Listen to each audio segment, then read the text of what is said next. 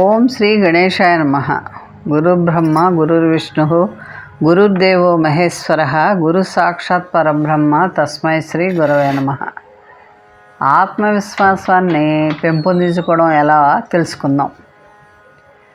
జీవితంలో ఎదురయ్యే అనేక సమస్యలని ఒత్తిళ్ళని ఆత్మవిశ్వాసంతో ఎదుర్కోవచ్చు. మనిషికి ఇల్లు అనేది ఓదార్పు కేంద్రంగా పనిచేస్తుంది. కుటుంబం మనని రక్షణ కల్పించి ప్రేమ, ఆదరణ, ఆప్యాయత, సంతోషం, శక్తి, సంతృప్తి ఇవన్నీ కూడా మనకి ఇస్తుంది.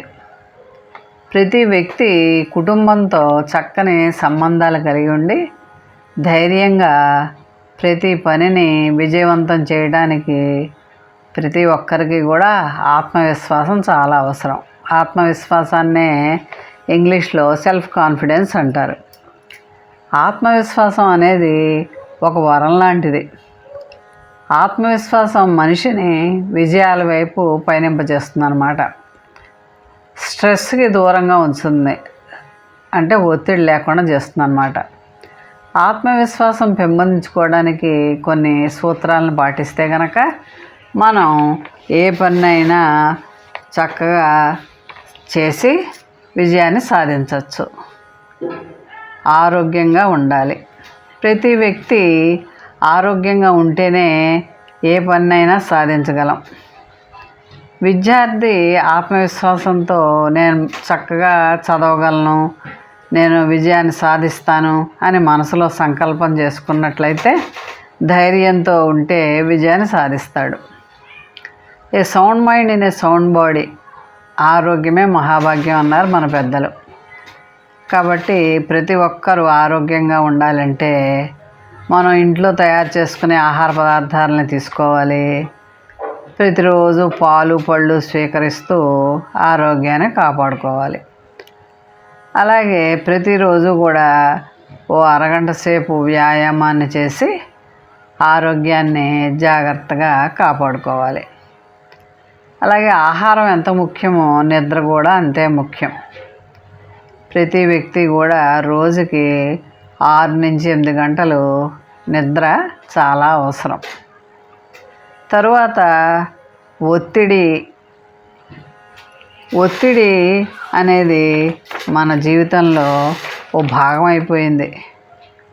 అందుకనే ఆ ఒత్తిడి నుంచి మనం ఒత్తిడిని తగ్గించుకోవాలంటే ఏం చేయాలంటే ప్రాముఖ్యత గల విషయాలు, ప్రాముఖ్యత లేని విషయాలు వేరు చేసి ప్రాముఖ్యత గల విషయాలను పట్టించుకుంటే స్ట్రెస్ తగ్గించుకోవచ్చు. ఒత్తిడి పెరగకుండా చూసుకోవాలి, లేకపోతే అది ఆరోగ్యాన్ని దెబ్బతీస్తుంది. ఇతరులతోటి మనని పోల్చుకోకూడదు. మన అవసరాలని, ఆదర్శాలకి అనుగుణంగా ప్రవర్తిస్తే మనం ఒత్తిడికి దూరంగా ఉండొచ్చు. అలాగే తలకు మించిన పనులు అనేవి పెట్టుకోకూడదు.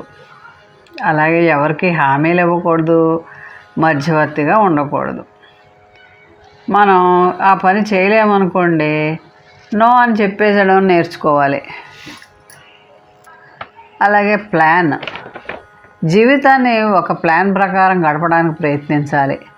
మన ధ్యేయాలు, ఆశయాల్ని నిర్ణయించుకొని ఒక ప్రయారిటీ ప్రకారం పనులు చేయాలి. స్త్రీ ఉద్యోగి అయితే అటు ఇల్లు చూసుకోవాలి, ఆఫీసు, పిల్లలు వీళ్ళ మధ్య సమన్వయం ఏర్పాటు చేసుకొని సమయాన్ని కేటాయించి బాంధవ్యాలని పెంపొందించుకోవాలి.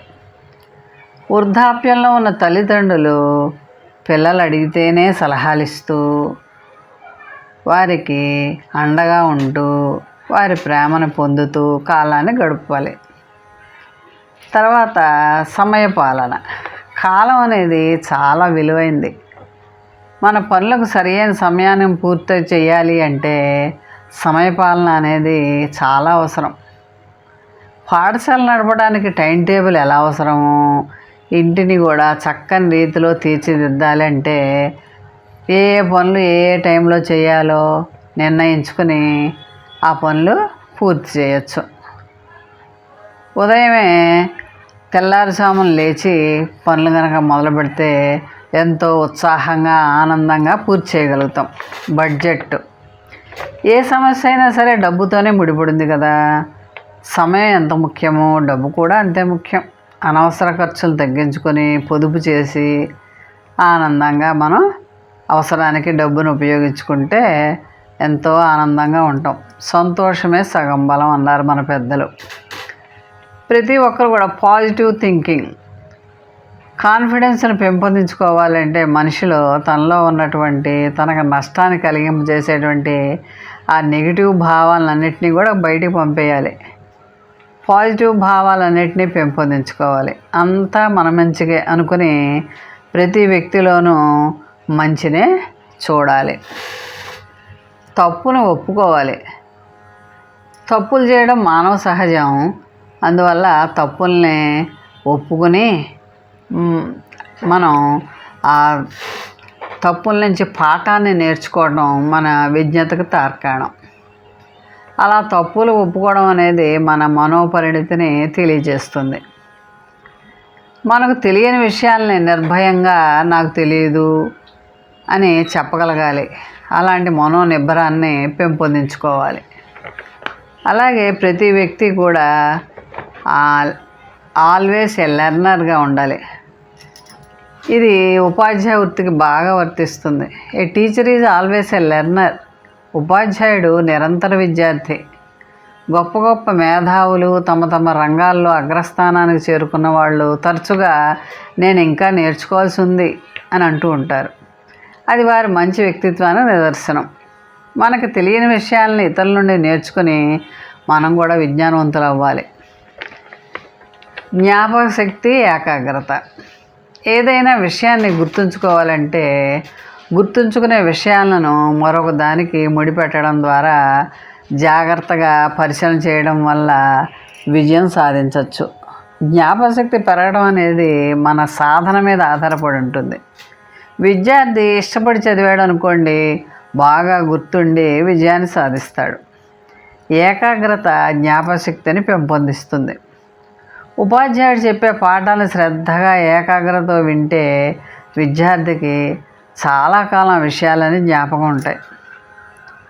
ప్రత్యక్షంగా చూసిన విషయాలు బాగా జ్ఞాపకం ఉంటాయి. అందుకనే విద్యార్థులు సైన్స్ ప్రయోగాల ద్వారా వారు అనేక విషయాలు తెలుసుకుంటారు. అలాగే ఎక్స్కర్షన్లు వివిధ ప్రదేశాలు చూసి విషయాలన్నీ కూడా బాగా గ్రహించి ఎక్కువ కాలం జ్ఞాపకాన్ని ఉంచుకుంటూ ఉంటారు. విద్యార్థి అయినా ఎవరైనా సరే మతిమరుపు లేకుండా చదివింది అర్థవంతంగా చదివి రివిజన్ చేసుకుని బాగా చదువుకోవాలి. ఆ చదివింది మళ్ళీ మననం చేసుకోవాలి. అప్పుడే ఆ చదివిన విషయాలన్నీ ఎక్కువ కాలం గుర్తుంటాయి అన్నమాట. కష్టే ఫలి. ఒక పని దిగ్విజయంగా సాధించాలంటే కష్టపడే స్వభావం ఉండాలి. లక్ష్యాన్ని ఏర్పరచుకుంటే సరిపోదు, దానికి తగ్గ కష్టం పడాలి. ఒకదాని తర్వాత ఒకటిగా మనకున్న సమస్యల్ని, ధ్యేయాల్ని, ఆశయాల్ని సాధించుకోవడానికి ప్రయత్నించాలి. ప్రాక్టికల్గా ఉండాలి. వాస్తవబద్ధంగా లక్ష్యాలను పెట్టుకుని కష్టించి పనిచేయాలి.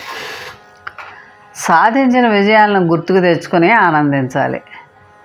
అంతేగాని జరిగిపోయిన తప్పుల్ని ఆలోచిస్తూ బాధపడకూడదు. నవ్వుతూ ఆనందంగా జీవితాన్ని గడపాలి. ఏదైనా సమస్య వచ్చిందనుకోండి, కుటుంబం ఉందని గుర్తుంచుకొని ఆ కుటుంబ సభ్యులతో చర్చించి సమస్య పరిష్కారం చేసుకోవాలన్నమాట. నలుగురితోనూ కలుపుగోలుతనంగా ఉండాలి. పోషక విలువ గల ఇంటి భోజనాన్ని తీసుకోవాలి. ప్రతి వ్యక్తి కూడా 7 నుంచి 8 గంటల వరకు నిద్రపోతే విశ్రాంతి మర్నాటికి ఎంతో కొత్త శక్తినిస్తుంది.